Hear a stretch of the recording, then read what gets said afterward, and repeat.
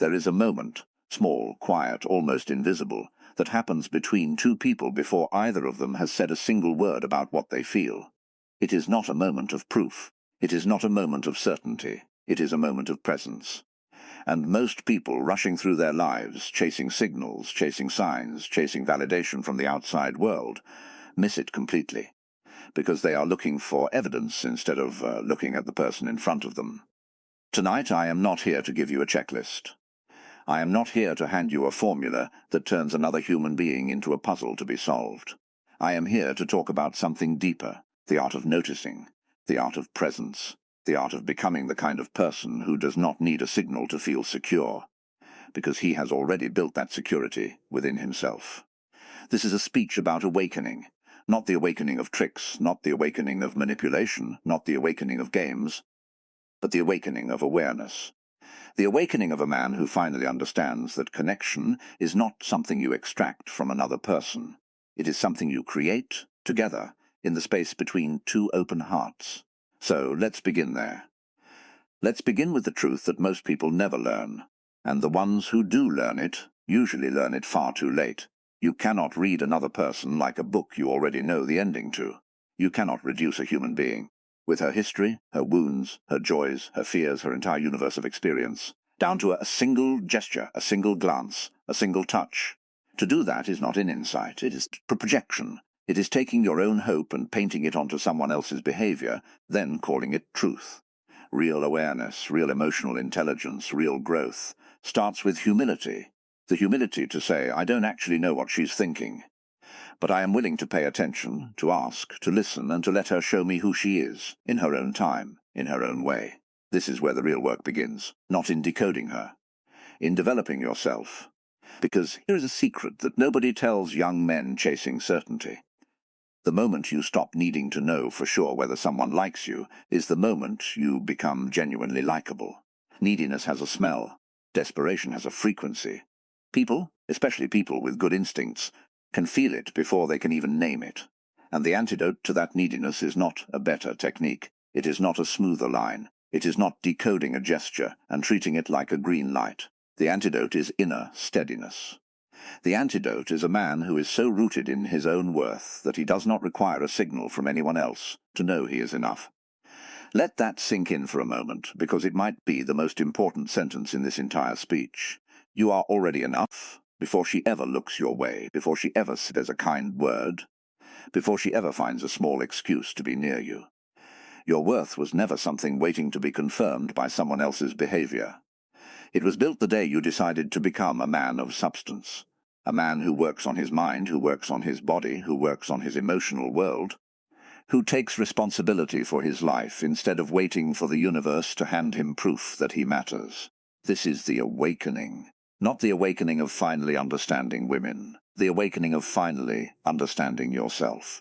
Think about how much energy people spend trying to interpret the behavior of others. A glance held a second too long, a hand that brushes an arm, a laugh that seems a little too warm. And instead of simply enjoying the moment, instead of being present with another human being who might genuinely enjoy their company, they retreat into their own head, running calculations, searching for hidden meaning, trying to solve a riddle that was never meant to be solved from the outside. This is the tragedy of overthinking. It steals us from the present moment and drops us into a maze of our own making. And the deeper truth is this: the maze isn't really about her. The maze is about our own fear, fear of rejection, fear of not being enough, fear that if we simply show up as ourselves, without armor, without strategy, we might be seen and found wanting. But here is what awakening teaches us. The wound is not solved by getting better at reading other people. The wound is solved by healing our relationship with ourselves. When a man feels whole on his own, he doesn't need a woman's touch, or her glance, or her laughter to validate his existence. He can appreciate those moments for what they are, beautiful, human, connective, without turning them into referendums on his self-worth. He can walk away from an interaction that didn't go anywhere without spiraling into shame, because his sense of value was never tied to the outcome in the first place. This is emotional intelligence in its purest form, the ability to feel deeply, to stay present with another person, to notice the subtle textures of human connection. Warmth, ease, curiosity, comfort, without needing any of it to mean something bigger than it is. Sometimes warmth is just warmth, sometimes comfort is just comfort, and sometimes, yes, it grows into something more, but you do not force that growth by decoding gestures. You allow it patiently, by becoming a safe, grounded, emotionally mature presence that people naturally want to be near. I want you to imagine, for a moment, the kind of man who walks into a room and doesn't need anything from anyone in that room. Not attention, not approval, not a sign. He is simply there, fully present, curious about the people around him, generous with his listening, calm in his own skin. That man is rare.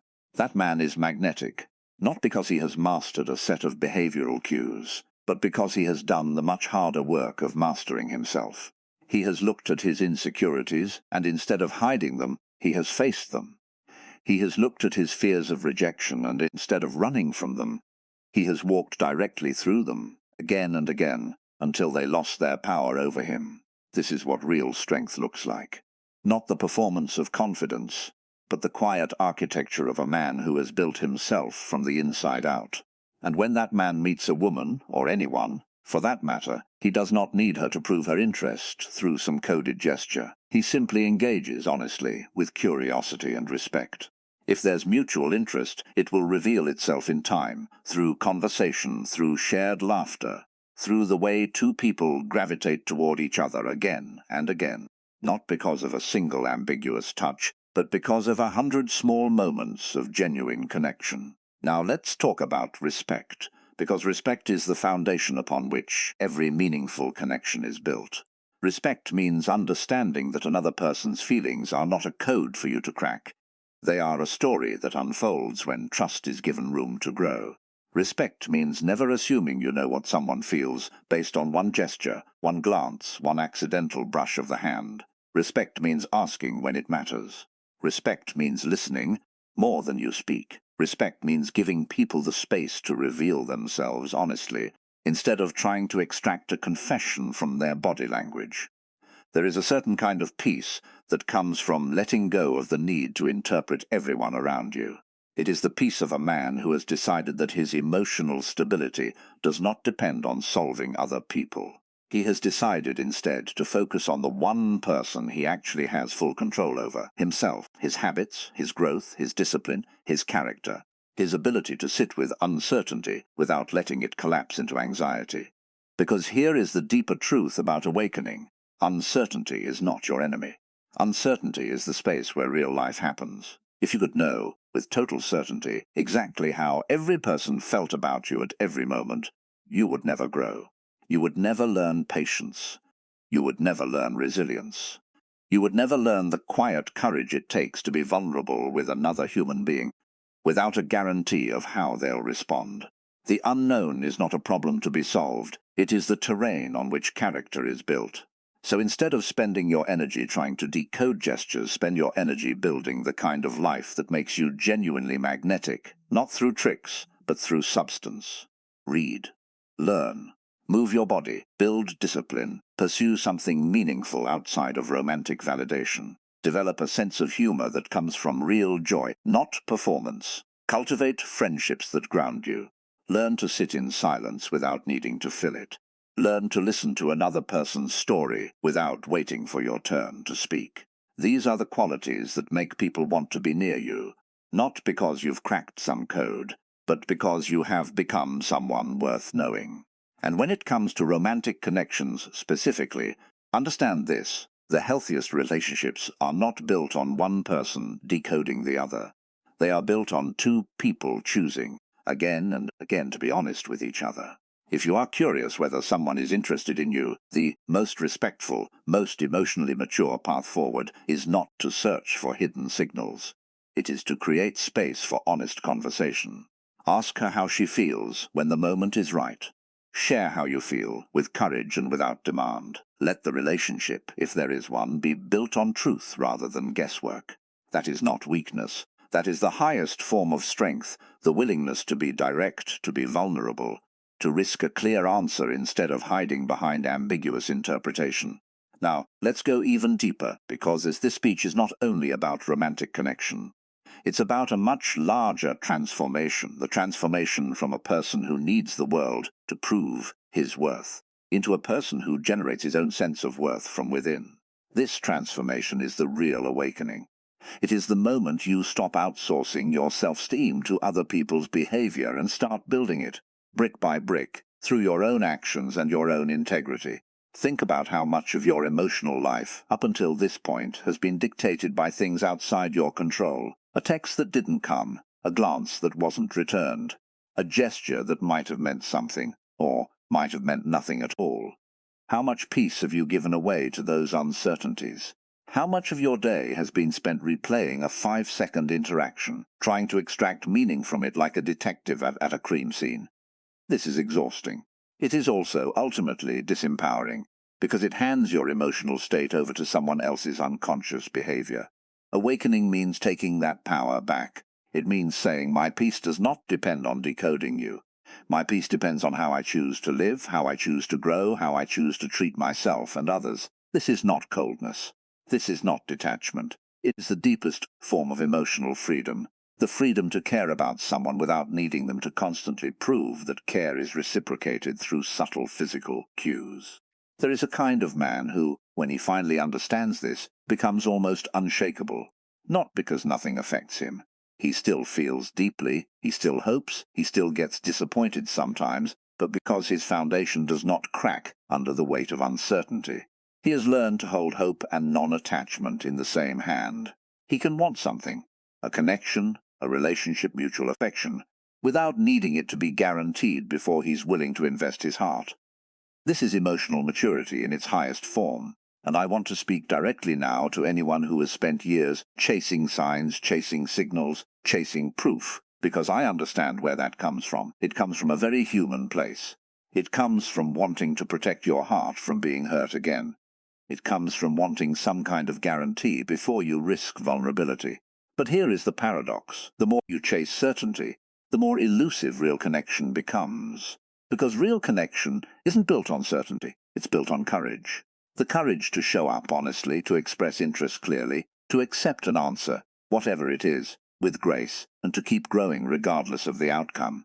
This is why the deepest awakening is not about learning to read other people better. It's about learning to trust yourself enough that you no longer need external proof to feel secure.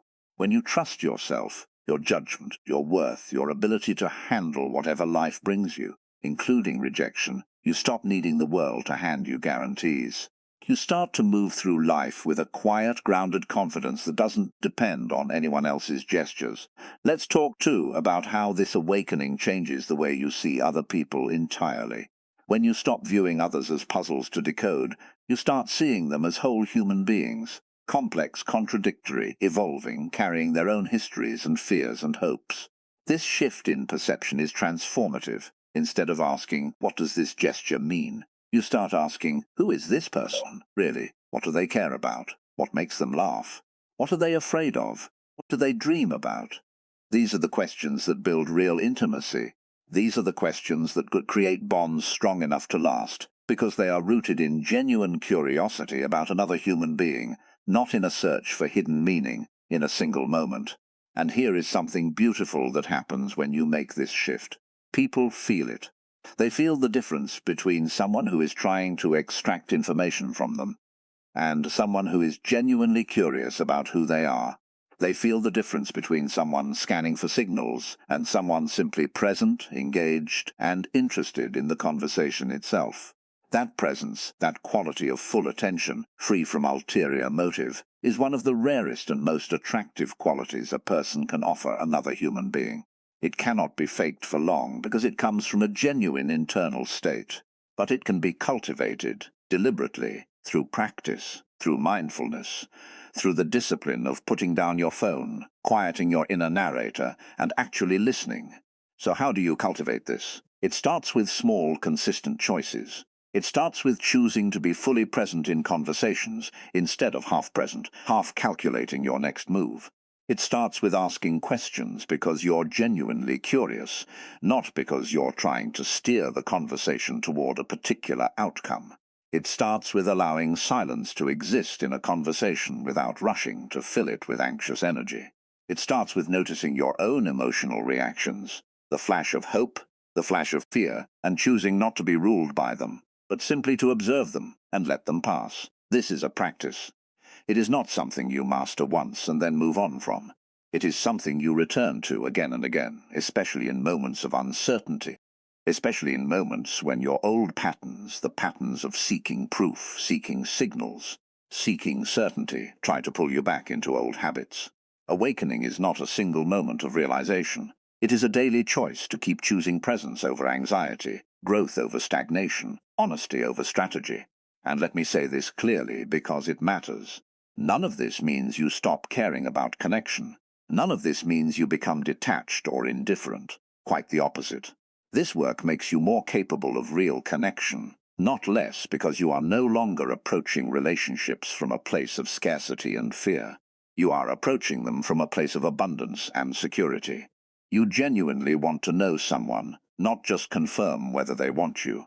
You genuinely want to build something real, not just win a game you've imagined in your head. This is the difference between a boy chasing validation and a man building a life. The boy sees every interaction as a test he might pass or fail, based on signs he thinks he understands. The man sees every interaction as an opportunity to connect, to learn, to grow, to be honest, and to accept whatever unfolds with grace. The boy's self-worth rises and falls with every ambiguous gesture. The man's self-worth stays steady because it was never built on someone else's behavior in the first place. I want you to carry this with you. The most powerful thing you can do, starting today, is to stop looking outward for proof of your worth and start looking inward for the source of it. Build your discipline, build your character, build your emotional intelligence. Learn to sit with uncertainty without letting it destabilize you. Learn to communicate honestly instead of decoding silently. Learn to respect people enough to ask them directly, rather than guessing based on gestures that could mean 100 different things. And when connection does come, when someone genuinely cares about you, genuinely wants to be near you, you will feel it, not because you cracked a code, but because it will be obvious in the accumulation of 100 honest moments. The way she remembers small details about your life, the way she makes time for you, the way conversation with her feels easy and mutual, the way she is curious about your world, the same way you are curious about hers. Real interest does not hide in a single ambiguous gesture. Real interest reveals itself again and again through consistency, through presence, through effort freely given. So let go of the need to decode. Let go of the search for secret signals. Instead, build yourself into a man whose presence is grounded, whose character is strong, whose heart is open but not desperate, whose confidence comes from within rather than from external proof. That is the real awakening. Not learning to read someone else's body language, but learning to read your own heart clearly enough that you no longer need anyone else's gesture to tell you that you are worthy of connection, worthy of love, worthy of being fully seen. You already are, you always were. The only thing standing between you and that truth is the noise of a mind still searching outside itself for what it already possesses within. Quiet that noise. Trust your own worth. Show up honestly. Ask directly when it matters. Listen deeply when it counts. And let connection unfold naturally, built not on signals decoded in a single moment, but on the honest, patient, courageous work of two people choosing, again and again, to be real with each other. That is not just the path to understanding another person. That is the path to becoming the kind of person worth understanding, grounded, secure, generous, and awake to the truth that your value was never something someone else's gesture could confirm or take away. It was yours all along.